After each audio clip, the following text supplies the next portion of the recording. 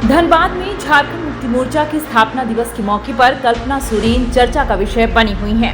4 फरवरी को धनबाद में होने वाले इस कार्यक्रम में उन्हें पार्टी में बड़ी जिम्मेदारी मिलने की संभावना है। कल्पना सोरेन गांडेय की विधायक भी हैं। झामुमो की स्थापना धनबाद में ही हुई थी, इसलिए यह आयोजन उनके लिए खास महत्व रखता है। कल्पना सोरेन के बढ़ते राजनीतिक कद और हाल के समय में निभाई गई भूमिकाओं को देखते हुए पार्टी में उनकी महत्वपूर्ण भूमिका की अटकलें लगाई जा रही हैं। यह भी संभावना है कि धनबाद में यदि कल्पना सोरेन को बड़ी जिम्मेदारी नहीं मिल पाती है तो अप्रैल में गिरिडीह में आयोजित सम्मेलन में उन्हें संगठन में महत्वपूर्ण जिम्मेदारी दी जाएगी। झारखंड मुक्ति मोर्चा, जो पिछले 2 बार से राज्य में सत्ता में है, अपना स्थापना दिवस धनबाद में मनाने जा रहा है।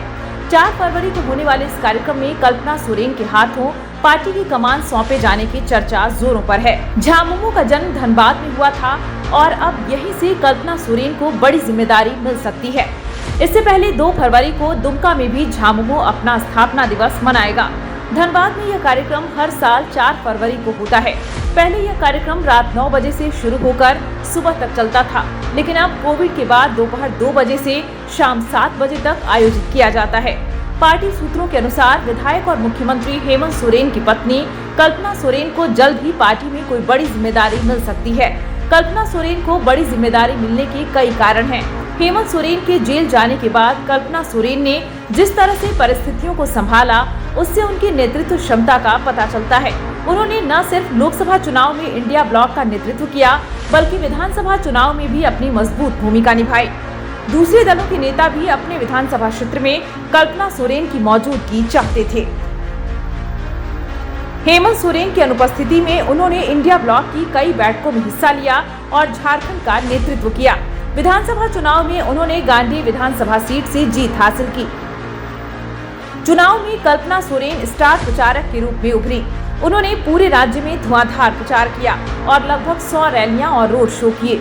ऐसी चर्चा है कि 4 फरवरी को धनबाद के कार्यक्रम में बढ़ती उम्र के कारण गुरुजी यानी शिबू सोरेन मौजूद नहीं रह पाएंगे, लेकिन कल्पना सोरेन विशेष रूप से मौजूद रहेंगी। मुख्यमंत्री हेमंत सोरेन भी उपस्थित रहेंगे और झामुमो कोटे के मंत्री भी कार्यक्रम में शामिल होंगे। कल्पना सोरेन झारखंड मुक्ति मोर्चा की राजनीति में पूरी तरह से छा गई हैं। झारखंड की राजनीति में वह सबसे चर्चित चेहरा बन गई हैं। विधानसभा चुनाव के पहले वह स्टार प्रचारक थीं और इसका फायदा पार्टी को मिला।